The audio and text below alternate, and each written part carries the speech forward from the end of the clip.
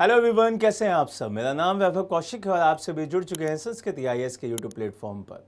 अगर मैं आपसे सबसे पहले एक सवाल पूछूं कि अगर पाकिस्तान की इकोनॉमी को ट्रंप का सहारा मिल जाए तो वो भारत के लिए कितना ज़्यादा हार्मफुल हो सकती है, आपको कमेंट बॉक्स में इसका आंसर देना है, क्योंकि अब ये बात सच होने वाली है।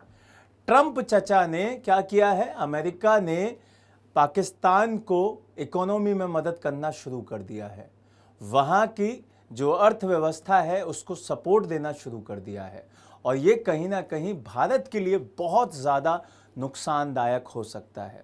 क्यों कह रहा हूँ, उसके कई सारे सबूत हैं, कई सारे अखबारों में कई सारे आर्टिकल्स छप रहे हैं जिसमें ये कहा जा रहा है कि ट्रंप की फैमिली ने पूरा का पूरा पाकिस्तान का इकोनॉमी सिस्टम करने की ठान ली है और ये सारी की सारी चीज़ें बहुत ज़्यादा मुश्किल पैदा कर सकती हैं भारत के लिए। चलिए कुछ प्रमुख बिंदुओं की बात करते हैं जो हमारे लिए बहुत इंपॉर्टेंट हो जाते हैं।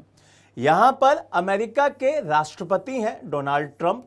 अब उनके परिवार ने क्रिप्टो कंपनी एक बनाई थी जिसका नाम क्या था, जिसका नाम था वर्ल्ड लिबर्टी फाइनेंशियल, WLF। अब उन्होंने पाकिस्तान सरकार के साथ एक समझौता साइन कर लिया है। अब सोचिए कि अगर ट्रंप डायरेक्ट यहां पे नहीं उतर रहे हैं और अपनी फैमिली को वहां पर भेजकर पूरा का पूरा पाकिस्तान की गवर्नमेंट के साथ यहां क्या कर रहे हैं, एक टाई अप कर रहे हैं, MOU साइन कर रहे हैं, तो ये सीधा सीधा ये कहा जा सकता है कि ट्रंप ने एक अपनी फैमिली का कोई विंग भेजा और पाकिस्तान गवर्नमेंट के साथ टाई अप कर लिया। तो ये बिना परमिशन ऑफ ट्रंप तो हो नहीं सकता। तो इसीलिए कहा जा रहा है कि ट्रंप कहीं ना कहीं पाकिस्तान के पीछे एक बैकबोन बन के खड़े हो रहे हैं इंडिया के खिलाफ। अब यहां से अगर मैं बात करूं कि भाई साहब इस समझौते में क्या क्या पॉइंट हैं, तो यह समझौता पाकिस्तान के केंद्रीय बैंक और पाकिस्तान के वर्चुअल एसेट्स रेगुलेटरी अथॉरिटी, जिसे हम PVARA कहते हैं, उसके सहयोग से किया गया है। इसका एम क्या है, इसका एम है USDI स्टेबल कॉइन को पाकिस्तान के अंदर नियंत्रित डिजिटल भुगतान प्रणाली में शामिल करना। यहां से एक शब्द आया स्टेबल कॉइन, तो इसको समझना है कि भाई ये क्या होता है, क्योंकि इसका पूरा का पूरा मकसद ही ये है कि पाकिस्तान के अंदर स्टेबल कॉइन को इंप्लीमेंट करा दिया जाए। और यहां पर यह पहली बार ऐसा हो रहा है कि राष्ट्रीय सरकार के साथ WF का कोई भी सार्वजनिक समझौता किया गया हो, तो इसलिए भी ये और इंपॉर्टेंट हो जाता है। अब यहां से भारत के लिए और टेंशन वाली बात यह है कि भाई आपने at the time of Operation Sindoor इनको लोन दिलवाया, अब यहां पर सीधे सीधे आप इनके साथ टाई अप कर रहे हैं, वहां पे स्टेबल कॉइन लेके आ रहे हैं। अब स्टेबल कॉइन क्या है, इसकी बात कर लेते हैं भाई।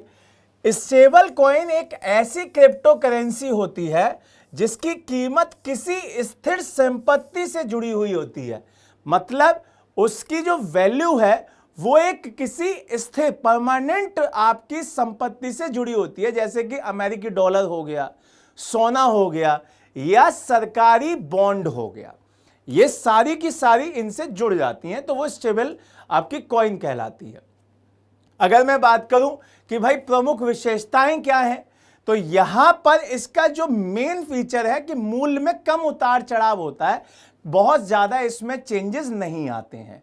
दूसरा, तेज और कम लागत में इसका भुगतान हो सकता है, सीमा पार इसका लेन देन आसानी से हो सकता है और ब्लॉकचेन आधारित पारदर्शिता इसमें होती है।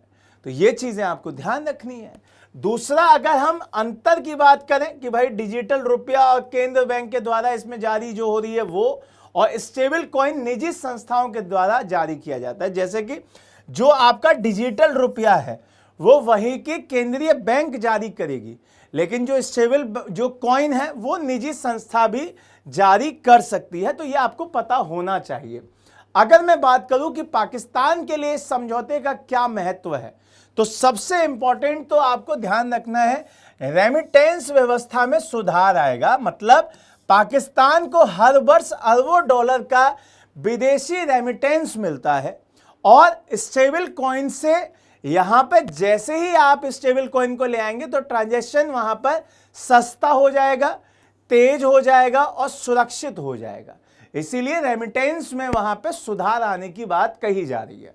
दूसरा, नकदी आधारित अर्थव्यवस्था में कमी आएगी। जैसे ही आप डिजिटल जो करेंसी है उसको और ज्यादा बढ़ा दोगे तो नकदी पे यहां पर कमी आ जाएगी।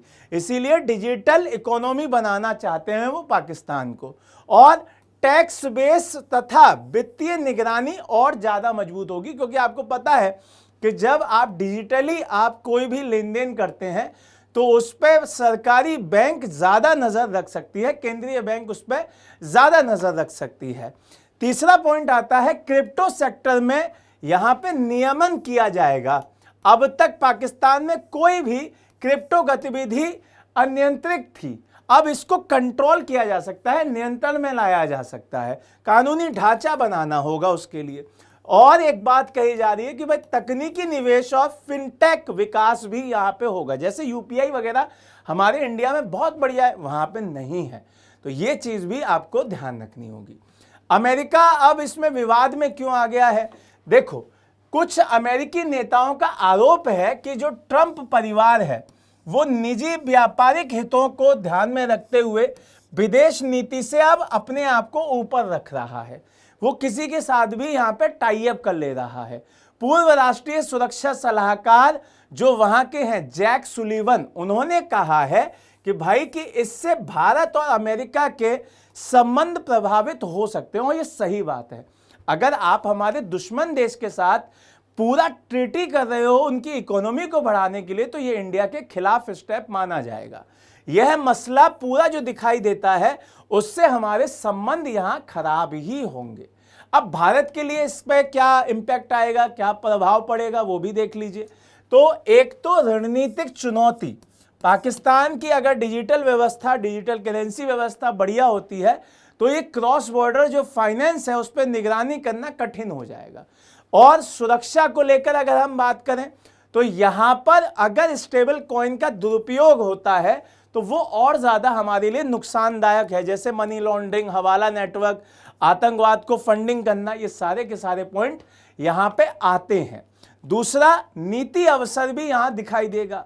अगर मैं बात करूं वैश्विक पूरे परिप्रेक्ष्य की, पूरे संसार की नजरों से, तो यहां पे कई देश डिजिटल मुद्राओं को औपचारिक भुगतान प्रणाली में जोड़ने की कोशिश तो कर रहे हैं।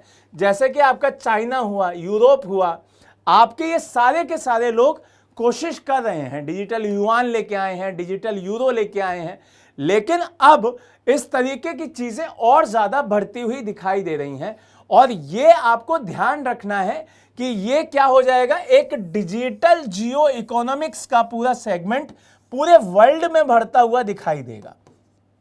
तो यहां पे ये चीज समझनी है कि भाई इससे जियो इकोनॉमिक्स दिखाई देगी, और वो भी किस फॉर्म में, डिजिटल फॉर्म में। ठीक है, लेकिन कहीं ना कहीं ये भारत के लिए बहुत ज्यादा परेशानी का सबब बन सकता है अगर फाइनेंस को पाकिस्तान के कौन संभाल ले, अमेरिका संभाल ले। तो ये चिंता की बात है। अब कमेंट बॉक्स में मुझे बताइएगा कि पाकिस्तान के अंदर स्टेबल कॉइन के आने से भारत को कितना नुकसान हो सकता है, या हमें चिंता करने की बात नहीं है। नए टॉपिक के साथ दोबारा मिलेंगे, तब तक के लिए मुस्कुराते रहिए, मस्त रहिए, कुछ नया सीखते रहिए। Thank you so much. जय हिंद, जय भारत।